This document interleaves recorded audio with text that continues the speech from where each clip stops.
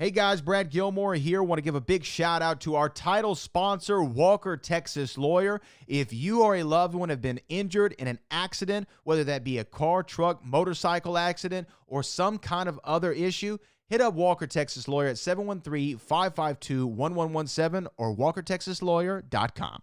Oh, Brad, what have you done now?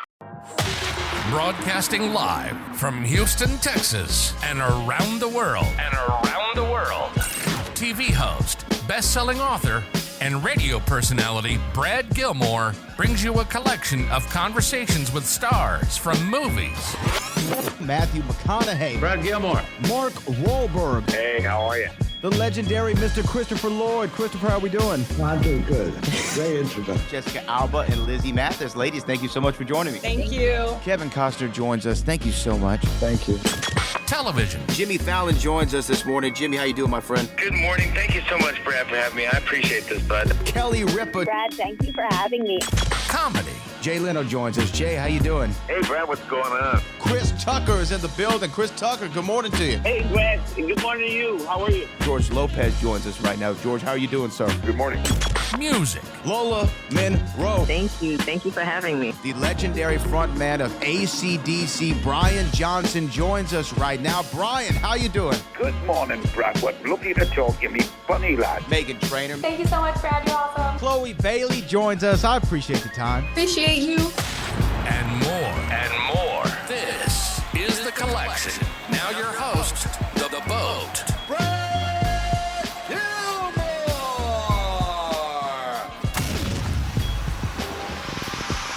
Well, we're talking the U.S. versus Canada in a wrestling super spectacle known as TNA Border Brawl, which will be streaming live at 5 p.m. Eastern on Zonify on May the 25th. And joining us is one of the special guests who's going to be in attendance, none other than one of the greatest MMA fighters of all time, a spectacle in sport himself. Quinton Rampage Jackson joins us right now. Quinton, good morning to you. Good morning. How you doing? I'm doing good. Thank you so much for taking the time. And man, the Border Brawl. This is a crazy event. You know, I've been looking at everything that TNA has been putting out about it. USA versus Canada, but then you throw Quinton Rampage Jackson in the mix, and you don't know what you can expect going out there this Sunday. So talk to me about how did you get involved with the Border Brawl? Well, you know, Canada and America, we haven't been seeing eye to eye, so I got to go over there and let them know, don't mess with the USA. You can't mess with the USA. You're absolutely right. What's great, though, is you've always been a great figure in the world of sports, and you've done stuff with TNA in the past. Remember the Main Event Mafia, had a couple matches yourself at one point. What was it like making that transition, even for a brief period, into pro wrestling and kind of seeing that side of sports entertainment? Well, I've always wanted to be a pro wrestler before I even started doing fighting. You know, that's where I got my background from. Growing up in Memphis, it was a big part of the culture. I got an older brother that loved pro wrestling, so it's kind of like I was born into it. And I was really happy to be a part of TNA, but disappointed that it didn't last as long as I wanted it to. Main Event Mafia, miss all those guys over there. You know, they took me under their wing and you know, showed me the ropes, and I really miss it. I wish I would have had a longer career over there in pro wrestling.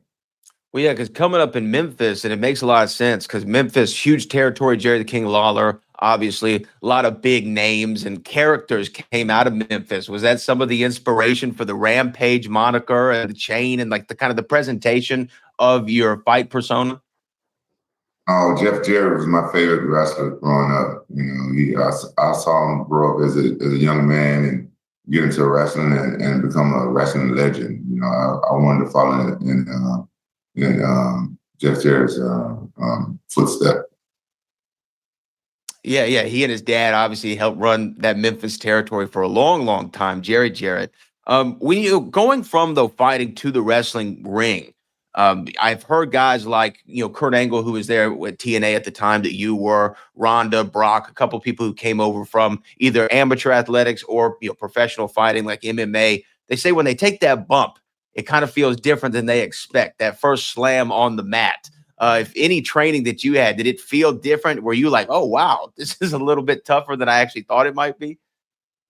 Oh yeah, I've said it several times that pro wrestling is actually way tougher than MMA because those guys, they got to do it over and over, and you kind of got to go with things. With MMA is forced. You don't let nobody do anything, right? So yeah, it's a totally different sport, and I really respect those guys. They're like a live stuntmen, if I can explain it in any other way. That's what I see them as, live stuntmen. Yeah, it's like and back in the day, they were doing it 300 days a year, nonstop, touring the country, driving 300 miles up the road, doing Memphis, doing Nashville, coming down to here to Houston, Dallas. And man, the grind of a pro wrestler is incredible, man. And so how did you, though, get back involved with TNA for this particular event that we're going to see, the Border Brawl? I got a great agent. Easy enough, right? Great agent. Hey, he's working for you at all times. I remember, so this is true. You're one of my favorite fighters of all time. And I'm not just saying that because you're in front of me. I just remember the magnetism that you had. You captivated me when I would see you on that screen and inside that octagon. And I remember when you got the title from Chuck and beating Chuck Liddell for the UFC light heavyweight title back in the day. What was it, 07, 08, whenever it was? I remember watching that moment. What do you remember looking back at it, beating Chuck, being the baddest man on the planet as the UFC light heavyweight champion? Did it feel like, man, mission accomplished? Or did that feel like, wow, we're just getting started? Man, it came out of nowhere. It was only my second fight in the UFC. I had fought Chuck years prior in Japan. And I always respected Chuck because I'm one of his biggest fans. Chuck is one of the coolest guys. And I just knew that I was going to be champion that day, but I wasn't focused on that. I was just focused on entertaining the fans. And that's something that you were always able to balance really well. Obviously, do the fights, but have that connection to the crowd. Was that kind of always baked into your DNA? You knew how to get the audience riled up and entertained. I told you I always wanted to be a pro wrestler. That's my whole persona. I think that God designed me to be a fighter. A lot of people think that I named myself Rampage. My cousin gave me the name when I was a kid. I just grew up in my life as I'm a pro wrestler. My younger brother gave me the chain, and I lost my 5th wrestling match in a row when I first started wrestling in high school.